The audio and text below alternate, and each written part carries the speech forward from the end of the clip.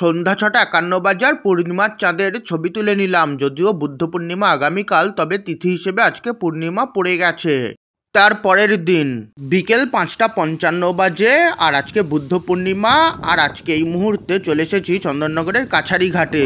প্রত্যেক বছর বুদ্ধ পূর্ণিমা উপলক্ষে এখানে মা গণেশ জননীর পুজো হয়, আর দেখতেই পাচ্ছেন এখানে আলোর মাধ্যমে সাজানো হয়েছে। বুদ্ধ পূর্ণিমার দিন থেকে পুজো শুরু হয়, আর তারপর দুর্গাপুজোর মতনই, যেমন দুর্গাপুজোতে ষষ্ঠী, সপ্তমী, অষ্টমী, নবমী 4 দিন পুজো হয়, সেরকম এখানেও 4 দিন মায়ের পুজো হয়। এই পুজোকে কেন্দ্র করে দেখতেই পাচ্ছেন এখানে মেলাও বসেছে, আর এই সামনে প্যান্ডেল। আর দেখতেই পাচ্ছেন মা গণেশ জননীর পুজোকে কেন্দ্র করে এখানে মেলাও বসেছে, আর এই ভিডিওর মাধ্যমে আপনাদের সামনে মা গণেশ জননীর পূজা তুলে ধরছি।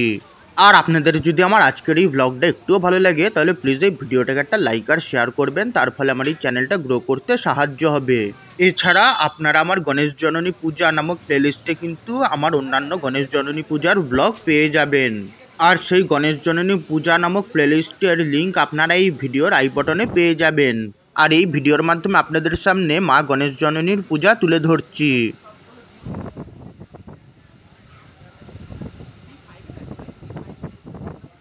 আর এই মা গণেশ জননী, যিনি সিংহবাহিনী এবং গণেশকে কোলে নিয়ে রয়েছেন। মা গণেশ জননী তার পুত্র গণেশকে কোলে নিয়ে রয়েছে। মায়ের ডান দিক এবং বাঁ দিকে মায়ের 2 সখী জয়া এবং বিজয়া রয়েছে। মায়ের ডান দিকে রয়েছে ব্রহ্মা, এছাড়া মায়ের বাঁ দিকে রয়েছে নারদ মুনি। এখানে মাকে দর্শন করতে এই মুহূর্তে অনেকেই এসেছেন, আর অনেকেই দেখছি মা গণেশ জননীকে মা গন্ধেশ্বরী ভাবছে। তাই আপনাদেরকে জানিয়ে দিই, মা গন্ধেশ্বরী আর মা গণেশ জননী কিন্তু এক দেবী নন। আর এই পুজোটা মা গণেশ জননীর পুজো। বিকেল ৫:৫৮ বাজে আর এই আমি চন্দননগর কাছারি ঘাটের শ্রী শ্রী গণেশ জননী মাতা পূজার বেশ কিছু ছবি তুলে নিলাম, যে ছবিগুলো আপনাদের সকলের সঙ্গে এই ভিডিওর মাধ্যমে শেয়ার করছি। আর এই চন্দননগর গোন্দলপাড়া কাছারি ঘাটের গণেশ জননী পূজা, এবছর এই পূজার ৭৬তম বর্ষ। ২০২২ সালে এখানে এই পুজোর ইতিহাস সম্পর্কে জিজ্ঞাসা করতে আমি জানতে পেরেছিলাম, এই কাছারি ঘাট থেকে আগে দেশ বিদেশে ব্যবসায়ীরা জাহাজে করে এবং নৌকায় করে ব্যবসার উদ্দেশ্যে যেতেন। আর সেই ব্যবসার উদ্দেশ্যেই প্রায় ৪০০-৪৫০ বছর আগে এই পুজোটা ওনারা শুরু করেছিলেন। তারপর বহুবার বহু কারণবশত এই পুজোটা মাঝে বন্ধ হয়ে যায়। তারপর আবারও যৌথভাবে এই পুজোটা শুরু করা হয়, এবং সেই থেকে এই পুজোটা একটানা হয়ে আসছে। আর এবছর এই পুজোর ৭৬তম বর্ষ। গণেশ জননী পুজোতে মায়ের কোলে তার পুত্র গণেশ থাকে, এবং সন্তানকে কোলে নিয়ে তার মাতৃত্বকেই কিন্তু পুজো করা হয়। আমার গণেশ জননী পূজা নামক প্লেলিস্টে আপনারা আমার বিভিন্ন জায়গার বিভিন্ন গণেশ জননী পূজার ব্লগ পেয়ে যাবেন, তাই আপনারা কিন্তু চাইলে সেই প্লেলিস্টটা দেখতে পারেন। এই ভিডিওর আই বটন এবং ডেসক্রিপশন বক্সে আমার বিভিন্ন প্লেলিস্টের লিঙ্ক দেওয়া রয়েছে, আপনারা কিন্তু চাইলে সেই প্লেলিস্টগুলোও কিন্তু দেখতে পারেন। আর এই এখানে গণেশ জননীর পুজো হচ্ছে, আর এই পুজোকে কেন্দ্র করে এখানে মেলাও বসেছে। কাছারি ঘাটে এই পুজোটা হয়, আর ওই সামনে গঙ্গা দেখা যাচ্ছে, আর এই পাশেই রয়েছে শিব মন্দির। আমি আমার আগের বারের গণেশ জননী পূজার ব্লগেও এই শিব মন্দির তুলে ধরেছিলাম, তাই ভাবলাম এবছরও তুলে ধরি। এই মন্দিরটা কিন্তু খুবই সুন্দর মন্দির, আপনারা কিন্তু এলে কিন্তু দর্শন করে যেতে পারেন। আর এই বাইরে জানলা থেকেই ভিডিওর মাধ্যমে আপনাদের সামনে মহাদেবকে তুলে ধরছি। আর এই চন্দননগর কাছারি ঘাটের গোপাল বাবুর শিব মন্দির, যা ভিডিওর মাধ্যমে আপনাদের সামনে তুলে ধরছি। আর ওই সামনে গঙ্গা বয়ে যাচ্ছে। এই মুহূর্তে গঙ্গার ঘাটে অনেকেই বসে রয়েছে, আর ওই সামনে গঙ্গা বয়ে যাচ্ছে। আর এবার আপনাদেরকে শিব মন্দিরের ভেতরটা দেখাবো। আমি আগেও আমার ভ্লগে এই শিব মন্দিরকে তুলে ধরেছি, আর এই শিব মন্দিরের ভেতরটা খুবই সুন্দর। আর এই গোপাল বাবুর শিব মন্দিরের ভেতরটা আপনাদের সামনে তুলে ধরছি। খুবই সুন্দর পরিবেশ ভেতরে। মন্দিরের সামনে তুলসী মন্দির রয়েছে, আর তার সঙ্গে মন্দিরের সামনে বাবা নন্দী রয়েছে। আর এই মন্দিরের সামনে বাবা নন্দী রয়েছে, আর এই মুহূর্তে মন্দিরের গেট দেওয়া রয়েছে। এই মুহূর্তে গেট দেওয়া রয়েছে, তাই আর ভেতরে যেতে পারছি না। ২০২২ সালের ব্লগে আমি খুব ভালো করেই মন্দিরটা তুলে ধরেছি। আর এই মন্দিরের সামনেই সিদ্ধেশ্বরী কালী মন্দির আছে, আর সেই সিদ্ধেশ্বরী কালী মন্দিরও ভিডিওর মাধ্যমে আপনাদের সামনে বা তুলে ধরার চেষ্টা করব। যদিও সিদ্ধেশ্বরী কালী মন্দির এই মুহূর্তে বন্ধ রয়েছে। 2022 সালে আমি এই সিদ্ধেশ্বরী কালী মন্দির এবং এই শিব মন্দিরও কিন্তু ভালো করে ব্লগে তুলে ধরেছি। আপনারা কিন্তু আমার 2022 সালের গণেশ জননী পূজার ব্লগ নাম্বার 2টা দেখতে পারেন। গণেশ জননী পূজা 2022 ব্লগ 2তে আপনারা খুব ভালো করে এই মন্দিরগুলো দেখতে পাবেন। আর এই মুহূর্তে মন্দিরের পাশের জানলা দিয়েই মাকে আপনাদের সামনে তুলে ধরার চেষ্টা করছি, কারণ এই মুহূর্তে মন্দিরের দরজা বন্ধ রয়েছে। আর এই সিদ্ধেশ্বরী কালী মন্দিরের মা যা ভিডিওর মাধ্যমে আপনাদের সামনে তুলে ধরার চেষ্টা করছি।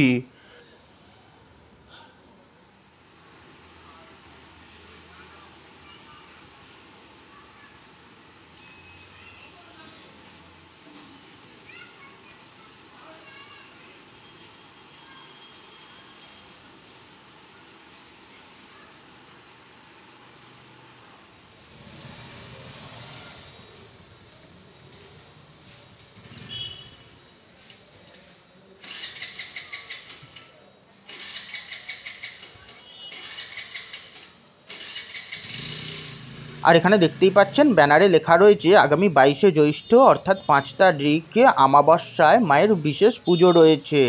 বুধবার মায়ের পূজা।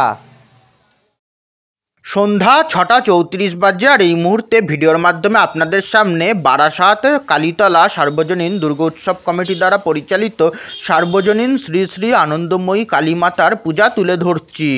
বুদ্ধ পূর্ণিমার দিন থেকে এই পুজো শুরু। আর যেহেতু গতকাল পূর্ণিমা তিথি পড়ে গেছিল, সেই কারণে গতকালই পুজো হয়েছে।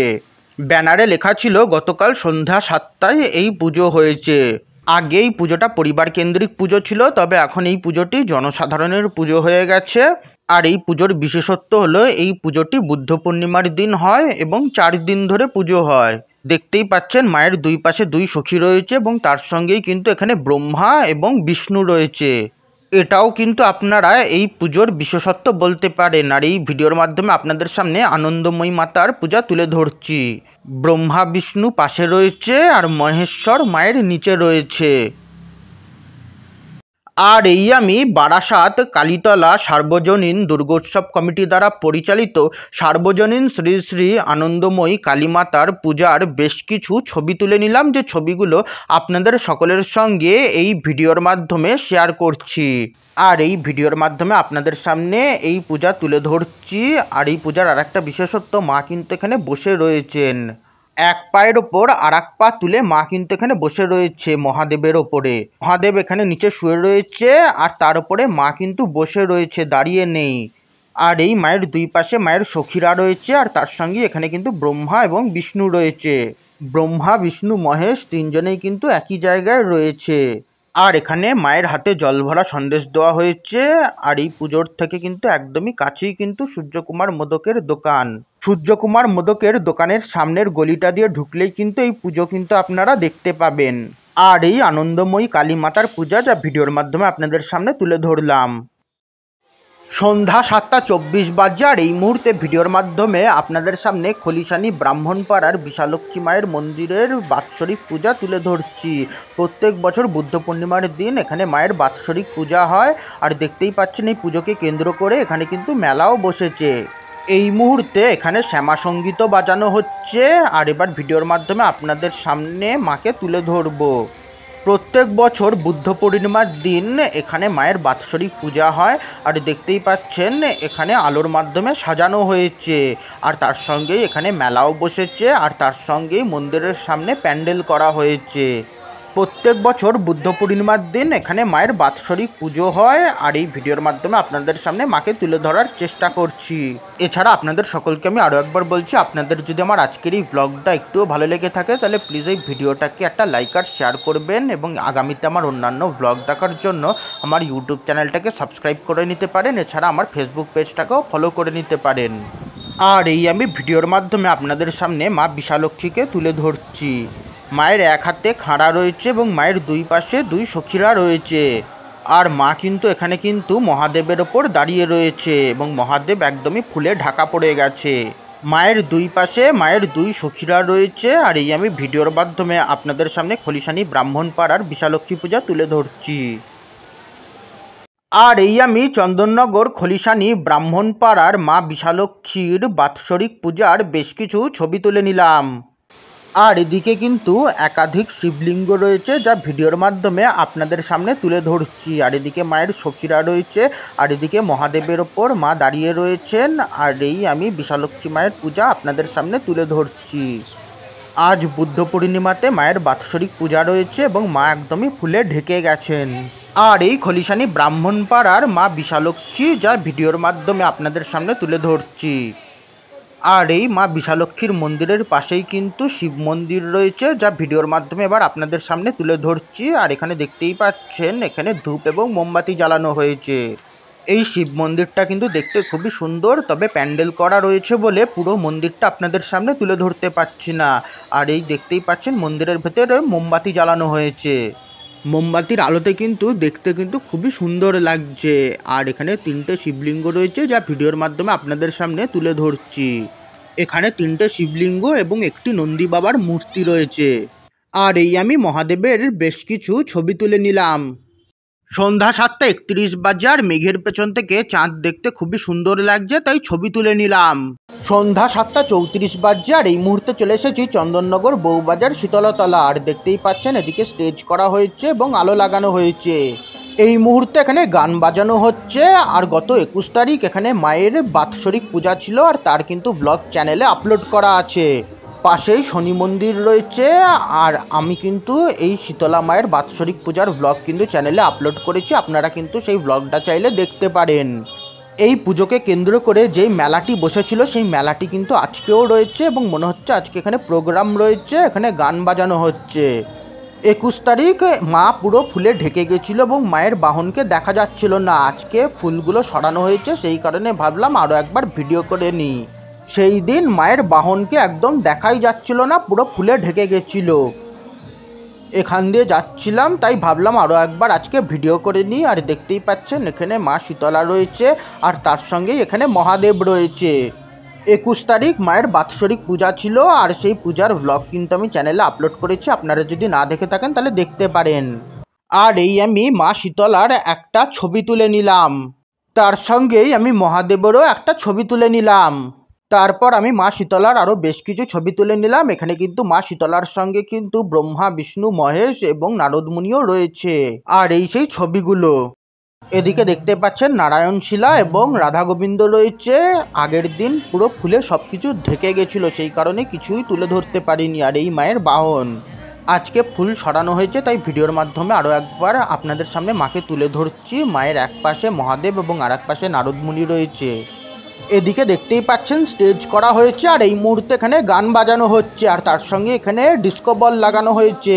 আর এখানে চারিদিকে আলো দিয়ে সাজানো হয়েছে এবং খুবই সুন্দর একটা পরিবেশ রয়েছে। এখানে মনে হচ্ছে আজকে এখানে কোনো রকমের প্রোগ্রাম হবে। এছাড়া এই পুজোকে কেন্দ্র করে যে মেলাটি বসেছিল সেই মেলা কিন্তু আজকেও রয়েছে।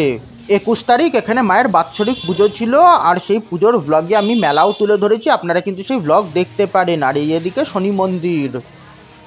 আর এই আমি শনিদেবের একটা ছবি তুলে নিলাম। সন্ধ্যা 7:40 বাজে, আর মেঘের পেছন থেকে চাঁদ বেরিয়ে এসেছে, আর চাঁদের একটা ছবি তুলে নিলাম। রাত 8:30 বাজে, আর এই মুহূর্তে ভিডিওর মাধ্যমে আপনাদের সামনে সুভাষপল্লী দক্ষিণ পাড়ার বণিক পরিবারের গন্ধেশ্বরী পূজা তুলে ধরছি। বৈশাখী পূর্ণিমা বা বুদ্ধ পূর্ণিমার দিন মা গন্ধেশ্বরীর পূজা হয়। আর এখানে দেখতে পাচ্ছেন এখানে বোধহয় যজ্ঞ হয়েছিল। আর এই আমি ভিডিওর মাধ্যমে গন্ধেশ্বরী পূজা তুলে ধরছি। এখানে ধূপও জ্বালানো হয়েছে, আর এই আমি ভিডিওর মাধ্যমে আপনাদের সামনে এখানকার গন্ধেশ্বরী পূজা তুলে ধরছি। এখানে পুজো হয়ে গেছে, আর এই মুহূর্তে সকলকে এখানে প্রসাদ দেওয়া হচ্ছে।